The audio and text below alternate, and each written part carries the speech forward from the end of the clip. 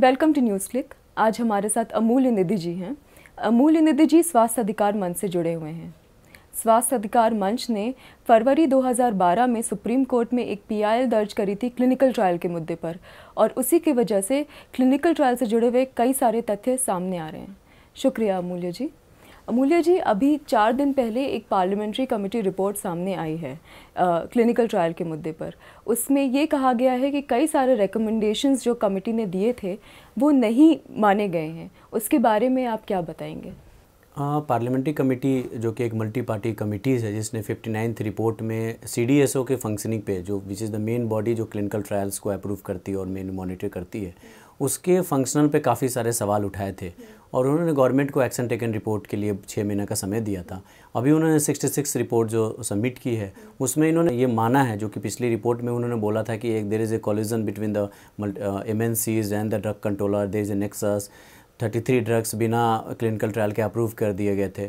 तो इस रिपोर्ट में उन्होंने तो ये लिखा है कि it is painful to write this report, और उन्होंने बोला है कि ये पूरा जो CDSO डिपार्टमेंट है और ethical health care system is almost non functional and the government intention to delay this whole things and 6 month time. So उन्होंने they have written a very strong things and painful thing.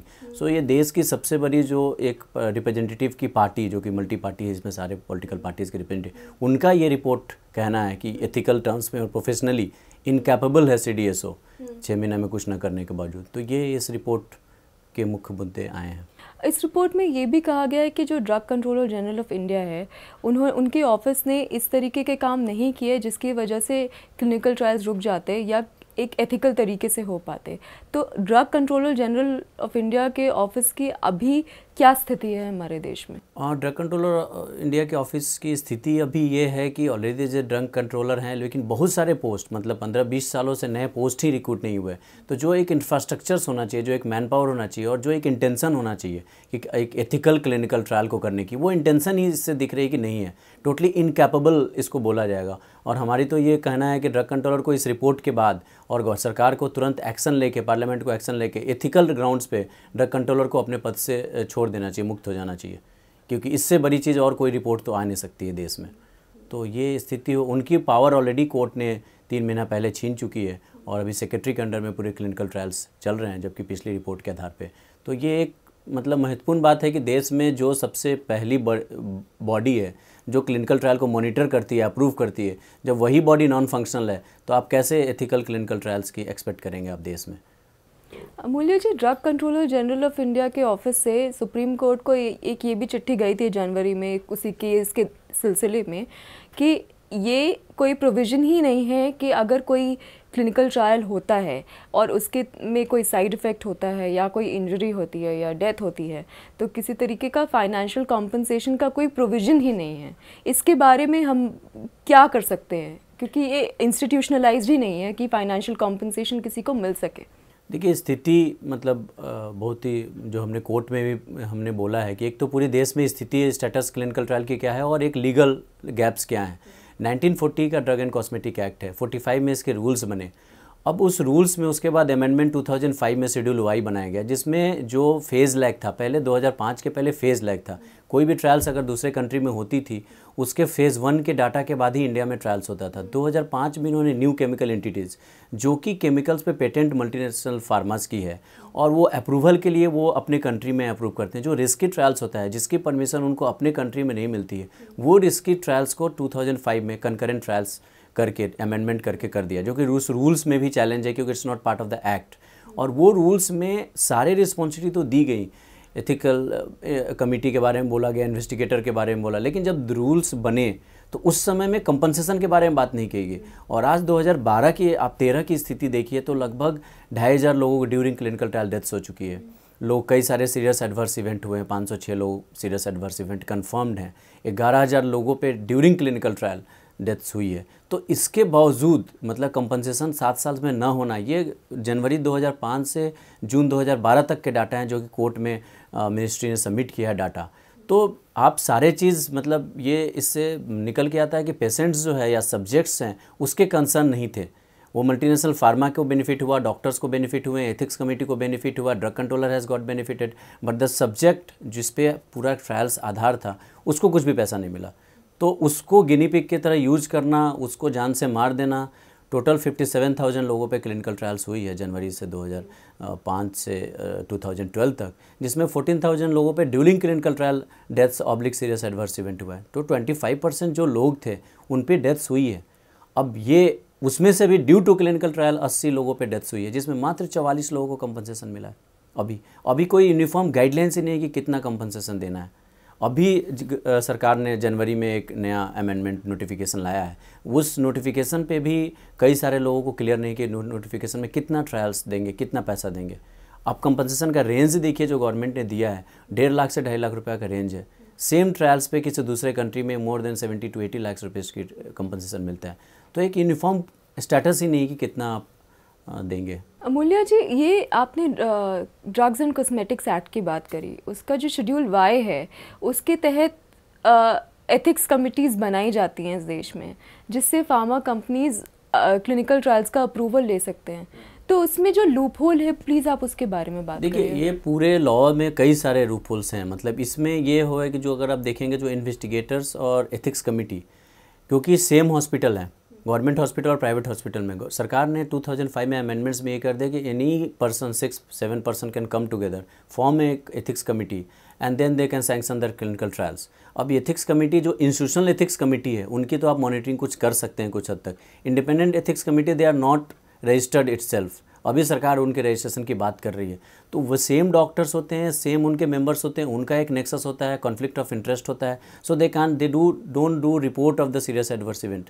जहाँ इतने सारे सवाल हमने उठाए हैं, इतने सारे कंप्लेंट्स हमने पूरे देश में, इंदौर, पूना, महाराष्ट्र, बाकी जगह के, गुजरात, कई सारे केसेज उठे हैं, फिर भी एथिक्स कमेटी वहाँ पे कोई एक्शन नहीं ले रही है। और एथिक्स कमेटी को लायबल आप बना ही नहीं सकते हैं। तो एथिक्स कमेटी और CROs, जो CROs they are the middle mans, दो ये जो कंपनीज है जो स्पॉन्सर करती हैं, उनके ये मिडिल मैन्स है जो एजेंट का काम करते हैं। So they are not under in law.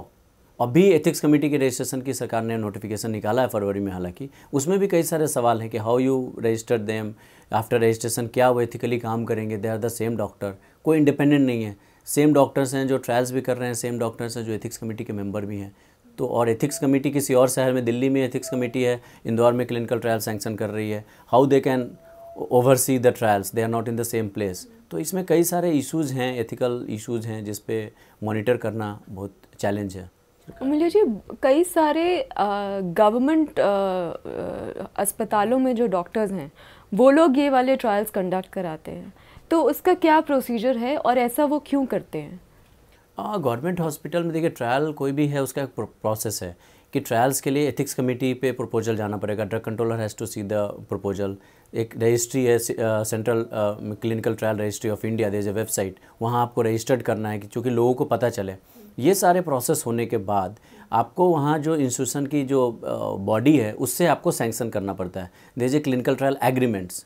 तो कई सारे जो गवर्नमेंट डॉक्टर्स जो हमने इंदौर में और बाकी पूना में और बाकी जगह हमने इसमें इन्फॉर्मेशन हमें निकाली, जो कंप्लेंट्स की है कि क्लिनिकल ट्रायल एग्रीमेंट्स जो इंस्टीट्यूशन के नाम पे एग्रीमेंट्स होते हैं और जो पूरा पैसा होता है वो इंडिपेंडेंट डॉक्टर्स के हाथ में जाता है। इंदौर में ही करीब 6 डॉक्टर्स ने 5 करोड़ 10 लाख रुपये अर्न किए विदाउट इन्फॉर्मिंग द इंस्टीट्यूशन।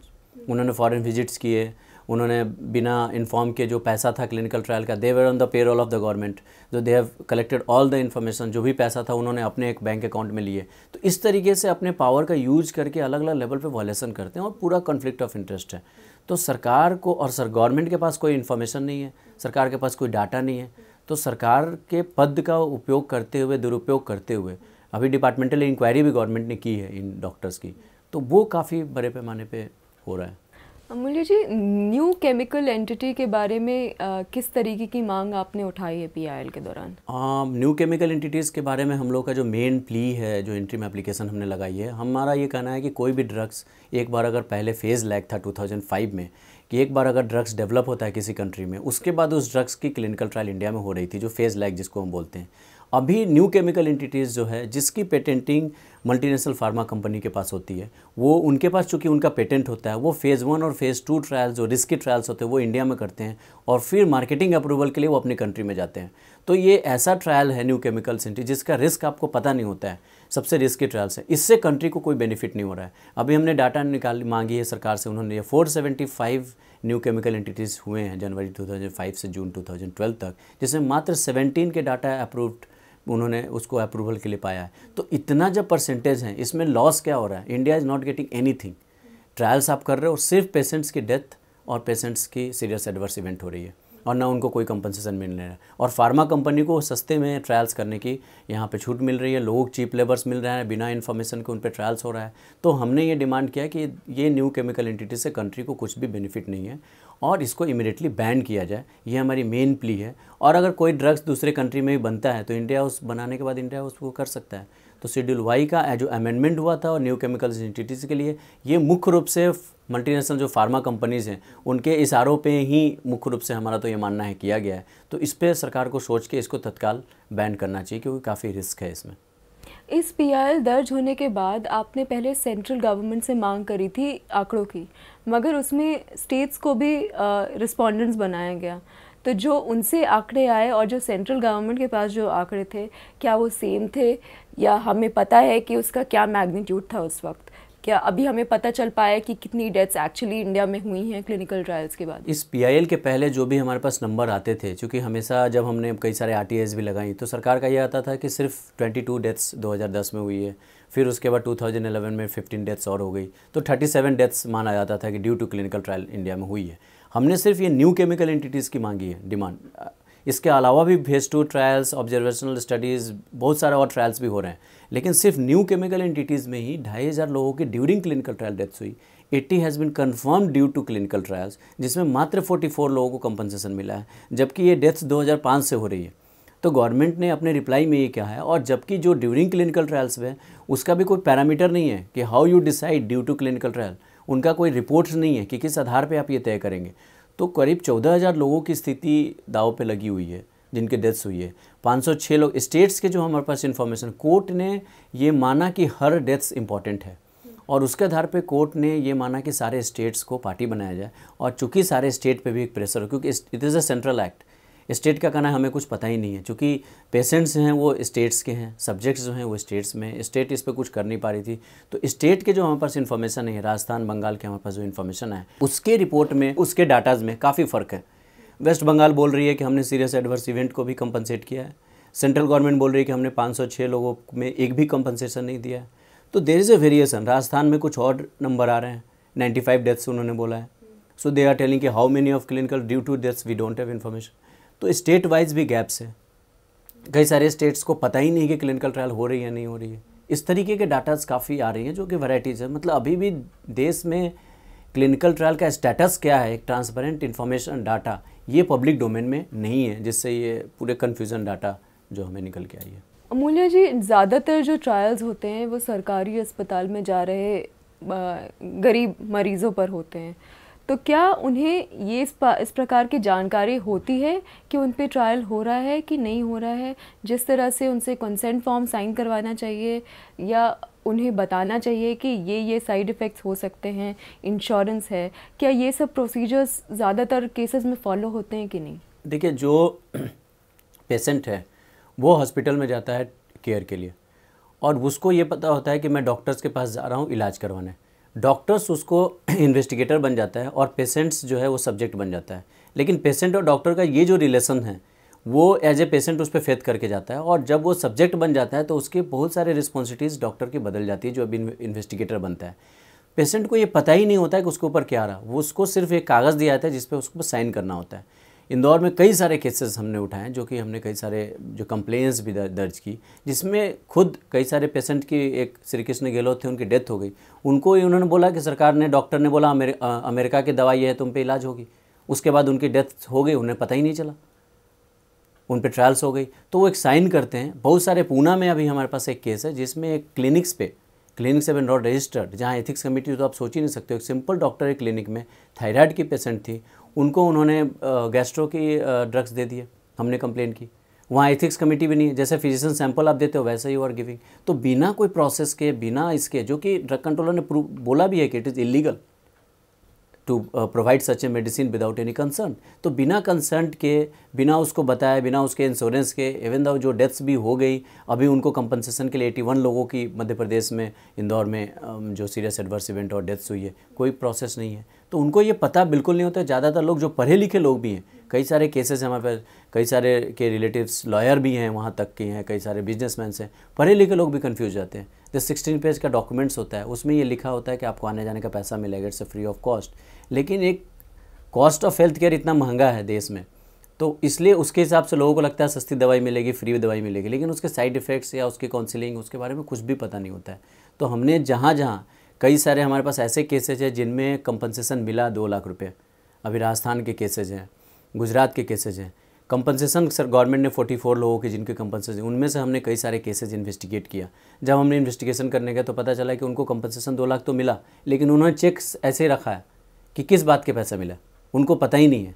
तो डेथ्स के बाद भी उन्होंने एब्रप्टली कुछ लोगों को कंपनसेट किया 1.5-2 लाख रुपए जब ज़्यादा हल्ला हुआ तो, लेकिन उसको अभी तक पता नहीं है कि किस बात के 2 लाख रुपए मिले। तो ऐसे भी केसेस हैं जिनमें कंफर्म डेथ्स वाले को भी पता नहीं है। तो जिसका कंफर्म नहीं है उसको तो आप सोच ही नहीं सकते कि उसको पता होगा। तो अमूल्य जी, सबसे मेन मुद्दा आपने PIL में क्या उठाया है जिससे ये क्लिनिकल ट्रायल्स बंद हो जाएं, और अगर बंद भी नहीं होते हैं तो एक एथिकल तरीके से हों? हमारा मेन जो पूरा एक, क्योंकि हमारे लिए एक PIL के साथ साथ एक पूरा कैंपेन है, और हम अलग अलग राज्यों में जाके वहाँ लोगों को मोबिलाइज़ करना, कैंपेन करना, लोगों को अवेयर करना, ये भी हम काम कर रहे हैं। हमने सारे डाटाज निकाल के लोगों को अवेयरनेस जनरेशन भी कर रहे हैं। हमारा मेन डिमांड है, एक तो न्यू केमिकल एंटिटीज़ अपने देश में बंद होना चाहिए, गवर्नमेंट इसको देखे कि इसमें डेथ्स के अलावा कुछ भी सरकार को, देश को फ़ायदा नहीं है। दूसरा है कि जो शेड्यूल वाई है जिसमें अमेंडमेंट्स हुए हैं, रूल्स को रीलुक किया जाए और देखा जाए कि क्या फेज़ लैग का जो रूल्स था वो एप्रोप्रिएट था। तीसरा, अभी तक जहाँ जहाँ भी देश में, हैदराबाद, पूना, कई जगह, इंदौर का, जहाँ जहाँ भी इन्वेस्टिगेटर्स को कल्प्रिट पाया गया है, स्ट्रॉन्ग पनिशमेंट उनको देने की ज़रूरत है। और जो डेथ्स के डाटाज आए हैं सीरियस एडवर्स इवेंट के करीब 14,000 लोगों के, हमारा यह कहना है कि रेट्रोस्पेक्टिव, अभी लॉ उन्होंने कंपनसेशन गाइडलाइंस बनाई, लेकिन डेथ्स 2005 से हुई है, तो सबको तत्काल कंपनसेट सरकार को करना चाहिए एज ए मोरल और एथिकल रिस्पॉन्सिबिलिटी लेते हुए। तो ये हमारा मेन डिमांड है। और उसके बाद जिसको भी कंपनसेट करना, एट पार कंपनसेशन मिलना चाहिए। और सारे ट्रायल्स पब्लिक डोमेन में हो, सारा इन्फॉर्मेशन लोगों को दिया जाए, ताकि एक एथिकल ट्रायल्स, जब तक ये सारा सिस्टम CDSO नॉन फंक्शनल है और जब तक ये सारा सिस्टम अभी काम पे नहीं होता है देश में, तब तक इसको फ़िलहाल नए अप्रूवल्स बंद करने चाहिए, और उसके बाद अपने देश की जो सिस्टम है उसको पहले स्ट्रेंथन करें, और फिर ही नए ट्रायल्स, फेज़ 2 ट्रायल्स या जो डिस्कवर ड्रग्स के ट्रायल्स हैं वो देश में करें, उसके पहले बंद करें इसे। अमूल्य जी, आपने हमसे बात करी, इसके लिए शुक्रिया।